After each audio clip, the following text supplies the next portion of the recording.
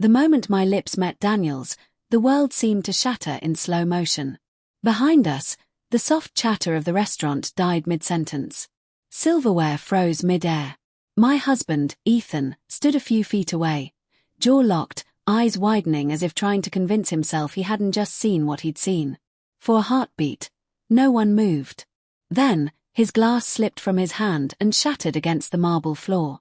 The sound snapped me back to reality. Daniel stepped away, his breath ragged, guilt flickering behind his confident smirk. I could feel every pulse in my throat, my heart ricocheting against my ribs. The taste of him still lingered on my lips, warm, reckless, wrong. "Ethan," I started, but the word was barely a whisper.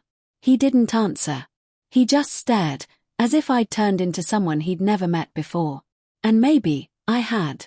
3 months earlier, Daniel was just a colleague. An architect from our firm's new project, sharp, witty, and dangerously charming. He noticed things Ethan hadn't in years. My new haircut, my perfume, the way I laughed when I was nervous. At first, it felt harmless texts, harmless lunches. Harmless attention that made me feel alive again. Ethan was a good man. Loyal, predictable, devoted to his work and his routines. But somewhere along the way, our marriage had slipped into silence. His eyes were always on spreadsheets, not me. Our conversations had become updates, not confessions. Daniel filled that silence. He listened. He asked. He made me feel seen. I told myself it was nothing. Until it wasn't. The first time Daniel kissed me, I didn't stop him. I told myself I was lonely, that it didn't mean anything. But in that moment, it felt like inhaling oxygen after years underwater. The guilt came after. It always did. I started avoiding Ethan's eyes at breakfast, turning away when he reached for my hand in the dark. He noticed, of course, but he never said a word. That was the cruelest part, his patience. His trust. And then came that night. Our firm was hosting a gala dinner for the new clients. Ethan surprised me by coming along, saying he wanted to see where I shined. He wore the tie I'd bought him on our anniversary. I'd almost forgotten he could look that handsome. Daniel was there too, standing across the hall, his gaze finding mine like a spark in dry grass. I felt the air tighten between us. One too many glasses of wine. One too many glances that lingered too long.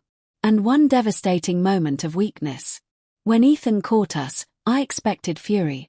I expected shouting, maybe even violence. But he just walked forward, calm as a man walking through a storm. His face was pale, his voice eerily steady. "So," he said quietly, looking between us, "that's him." My mouth went dry. "Ethan, please, He raised a hand. Don't insult me with an explanation you rehearsed in your head." Daniel cleared his throat, shifting uncomfortably. "Ethan, it wasn't." Ethan cut him off. "I'm not talking to you." His eyes returned to me, soft, full of disbelief rather than rage. I kept thinking I was the problem. That maybe I'd failed to make you feel loved. "I never thought you'd." His voice broke. Every word stabbed deeper than any scream could. I wanted to reach out, to say something, anything, but guilt had turned my tongue to stone. He walked out. Just like that. No scene. No accusations. Just silence. Daniel touched my arm. "He'll calm down," he murmured. "You were miserable, Claire. You needed more than." I yanked my arm away. "Don't." For the first time, his confidence cracked. "You can't pretend you didn't feel it too." "I did," I whispered. "But now all I feel is sick." Because it hit me then, the thrill had never been love. It was escape. Ethan didn't come home that night. Or the next. When he finally did, he looked like he hadn't slept in days. His eyes were red, his face hollow. He didn't speak when I tried to apologize. He just sat down at the table and slid an envelope across to me. "Divorce papers." "I won't fight you," he said. "You already made your choice. But I need to ask one thing before we're done." I couldn't breathe. "Anything."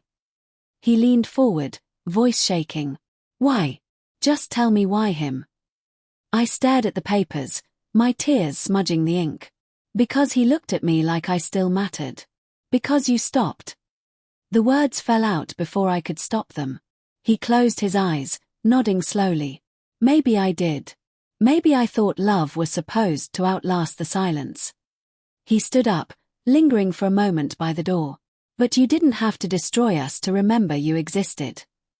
When the door shut, something inside me went with it. Weeks passed. Daniel kept calling, texting, trying to convince me we could start fresh. But every word from him reminded me of what I'd lost. One afternoon, I went to the office to clear my desk. Ethan was there, meeting with clients. I froze when our eyes met across the hallway. He didn't look away. He smiled politely, distant, professional, unreadable. That smile broke me more than any insult ever could. Later that day, I found an email from him. Claire, you once told me that love means forgiveness. I'm trying. I don't hate you.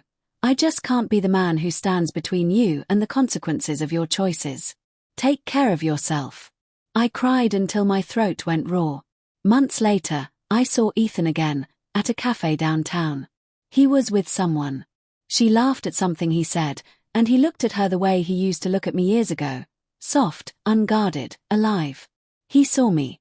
And for a brief second, our eyes met. I expected bitterness. Instead, he gave me a small, kind nod, as if to say, we survived it. Daniel was gone by then, transferred to another branch after rumors spread. I'd told him it was over, that whatever we had was built on lies. Now, I sit in the same cafe every week, sipping lukewarm coffee, staring at the door long after Ethan leaves.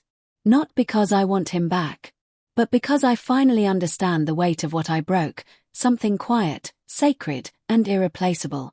And that realization, that's the punishment that never ends.